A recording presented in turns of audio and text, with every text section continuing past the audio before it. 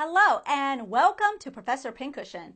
This tutorial is part of a series for creating a pattern from an existing pair of jeans without having to take it apart.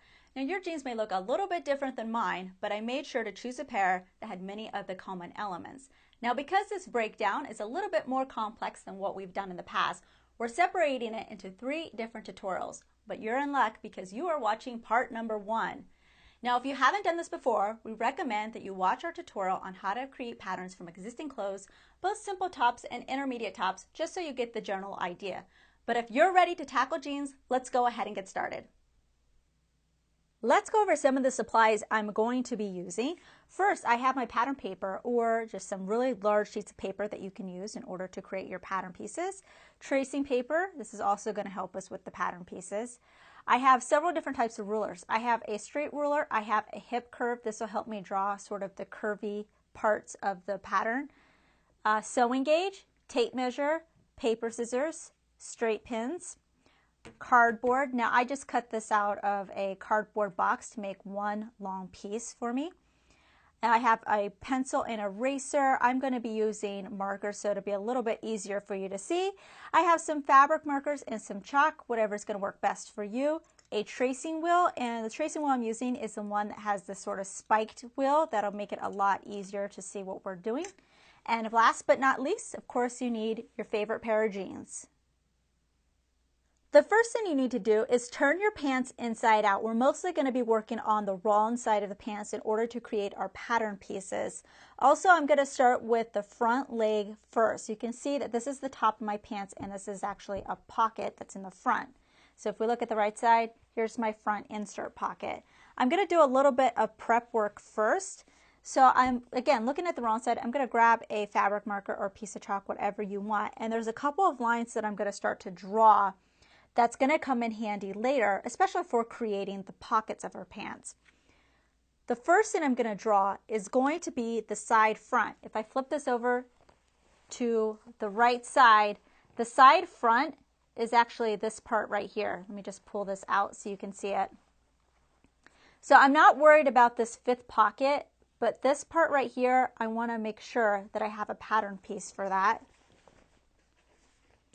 And I know it's going to seem overwhelming at first, but we're just going to take it one part at a time.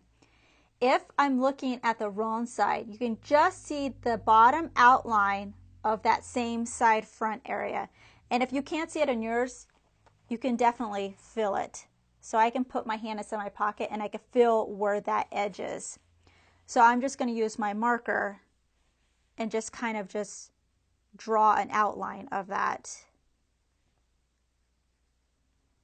Here you can see my blue outline outlining that side front area on the inside of my pocket here.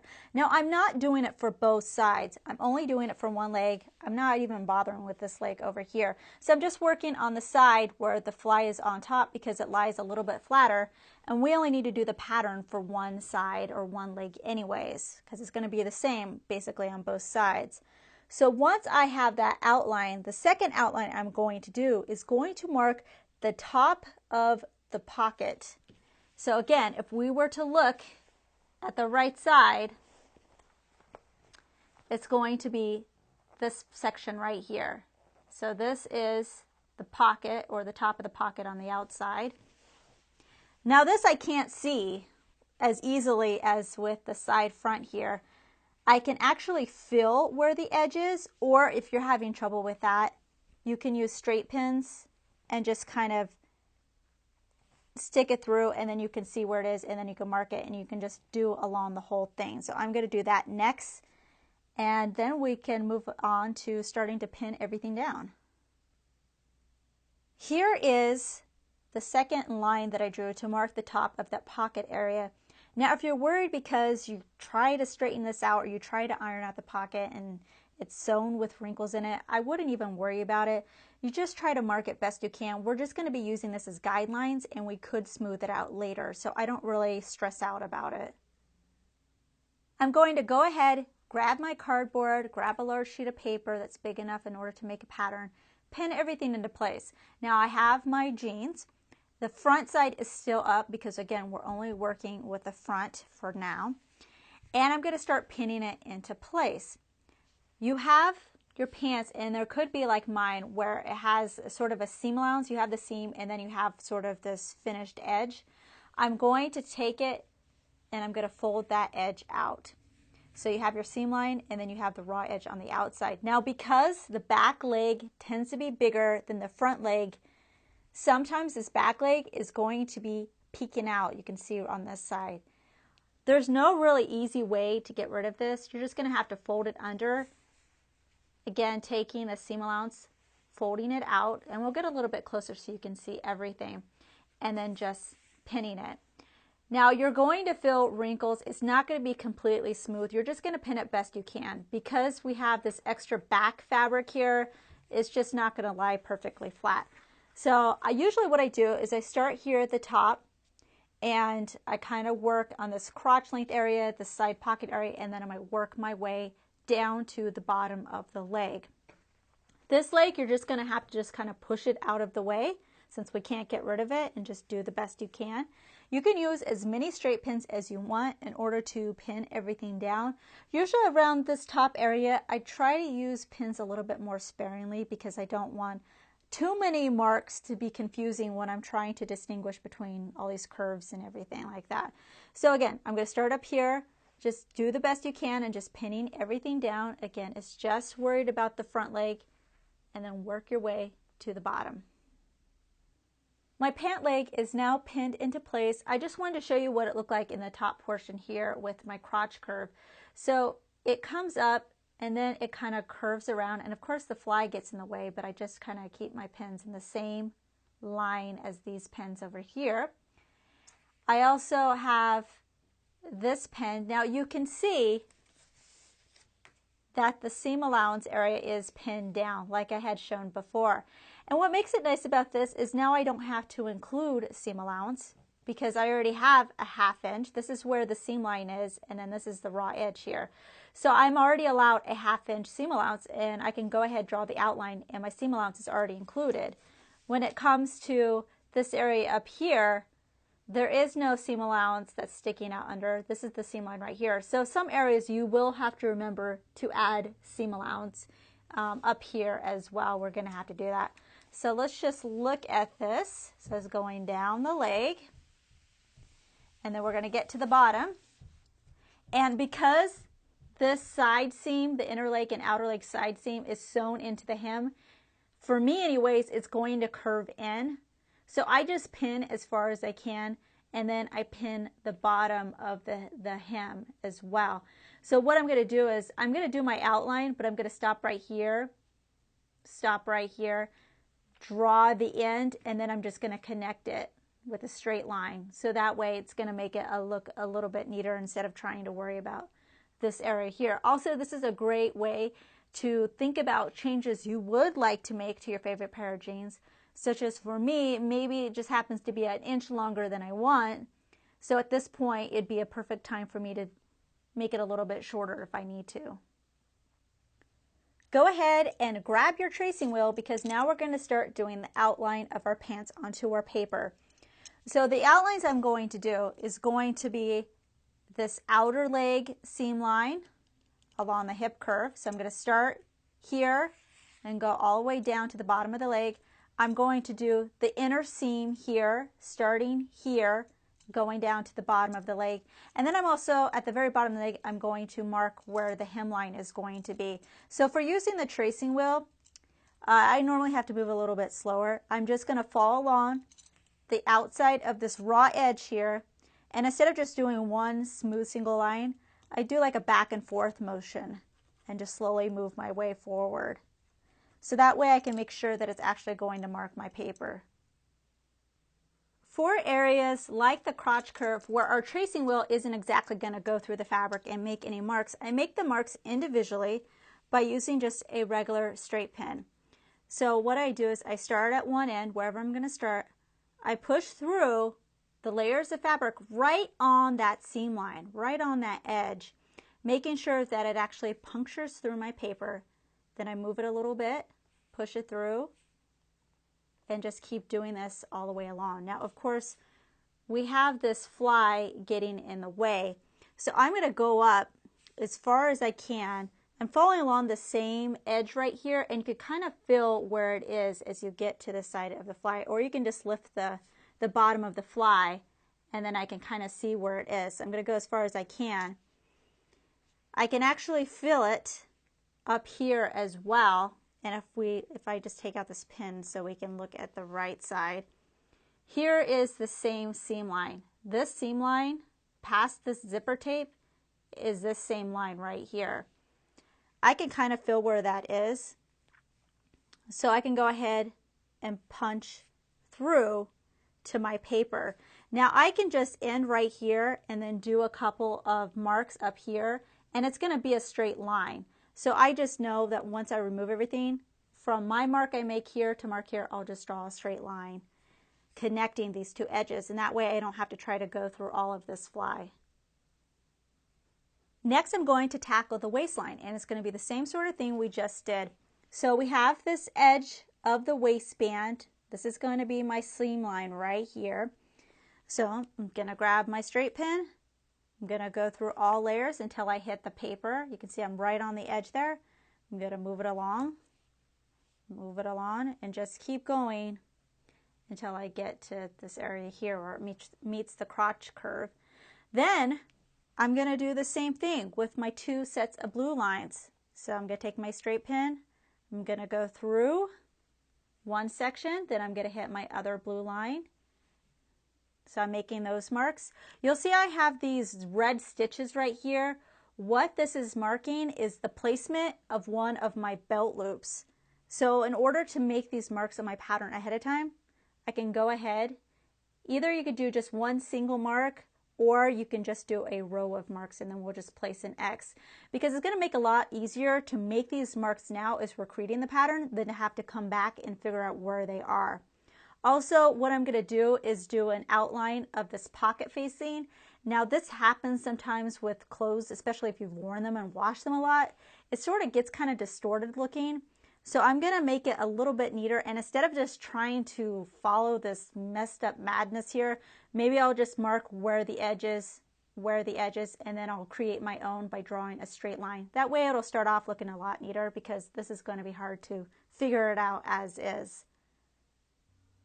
Another thing that I'm going to mark is I'm going to mark where the end of this fly hits the front of my pants. So I'm just going to put it through there with my straight pin.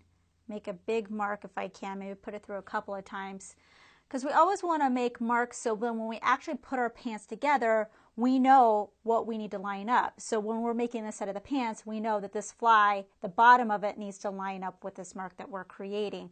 I always have a notebook that I'm keeping notes. What areas do I need to add seam allowance to? What marks are going to be important? Is this stretchy fabric or not stretchy fabric? How long is the zipper? So whenever you're going through, keep making these notes and keep yourself organized, so it'll make it a lot easier when you try to duplicate your pants. Okay, so once you have everything marked that you think needs to be marked, you can go ahead, start removing your straight pins so we can remove our pants and then reveal our marks. So you can see them starting to come here. So I'm going to go ahead, get these pants off of my paper, and then we'll move on to the next part. All right, so once you're left with your pattern and your marks, it can be a little bit overwhelming. Don't forget, you're also going to have marks from where you actually pinned your pants to the paper. So we're not looking at those, we're just looking at the outline.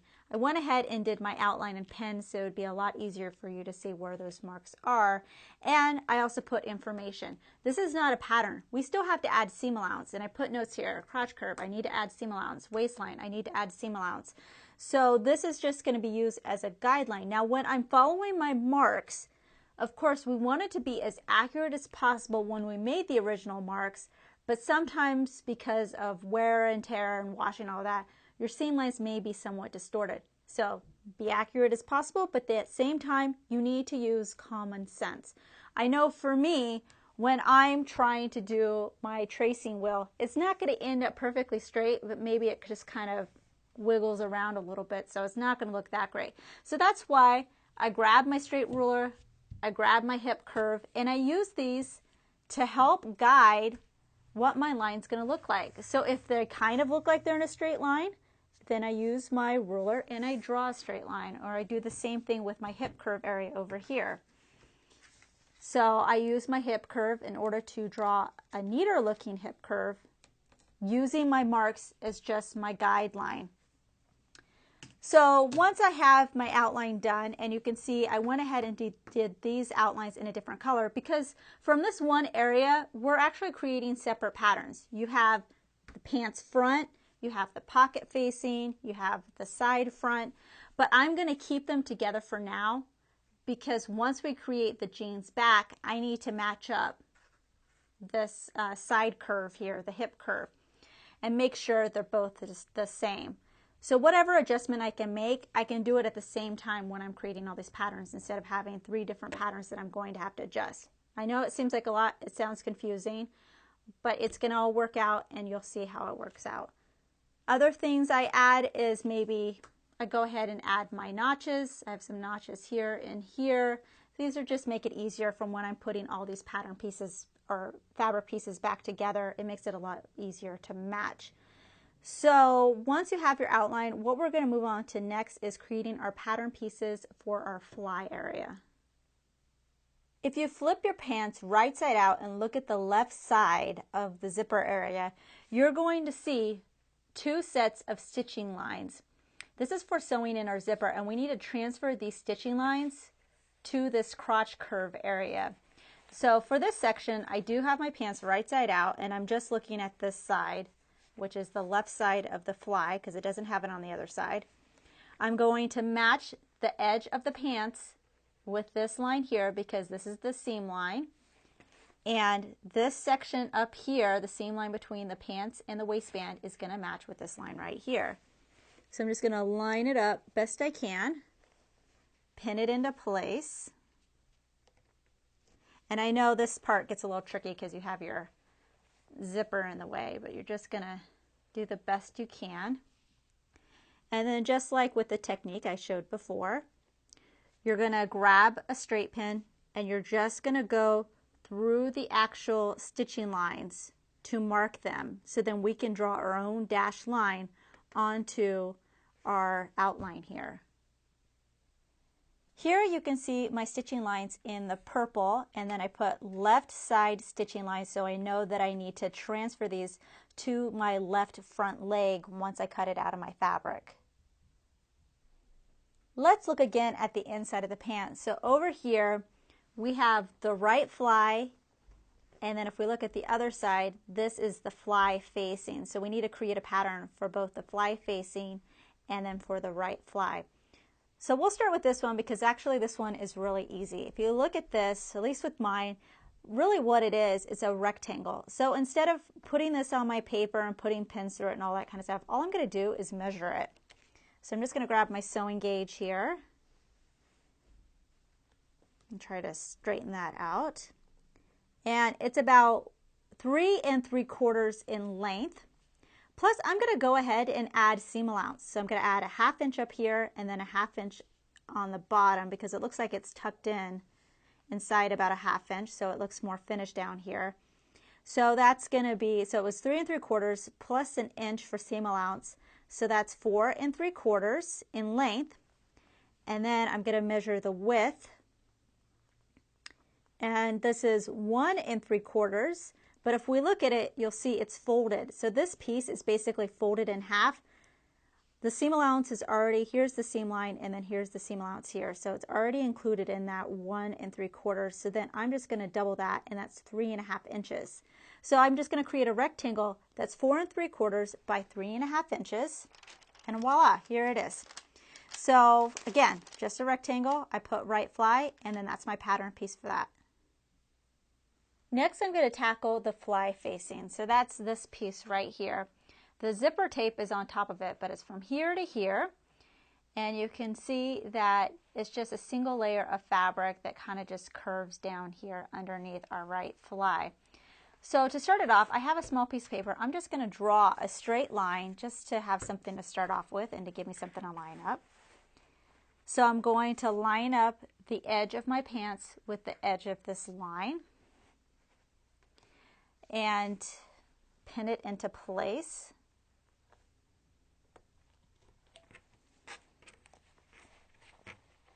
I'm just going to pin it as far down as I can go. It's a little difficult because the zipper and the rest of the fly does get in the way, but you can do it.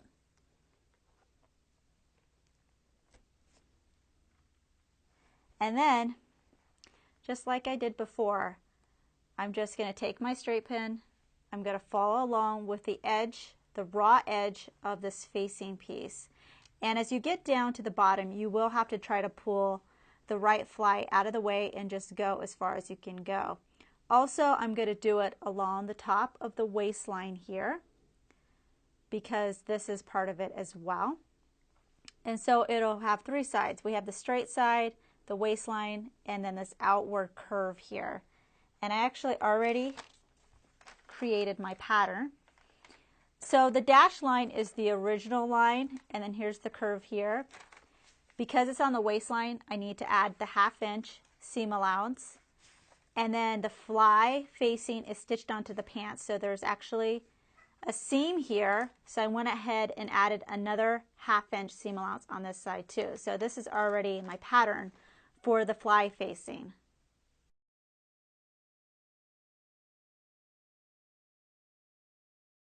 New tutorials are released weekly, so please subscribe to be notified of the next release. Make sure to check out our other videos and visit ProfessorPincushion.com to view our complete library with well over 200 sewing video tutorials, including our exclusive premium content. Our premium membership is only $5 a month for unlimited access and only available at ProfessorPincushion.com. Also, don't forget to download our mobile app for videos on the go. Thanks for watching.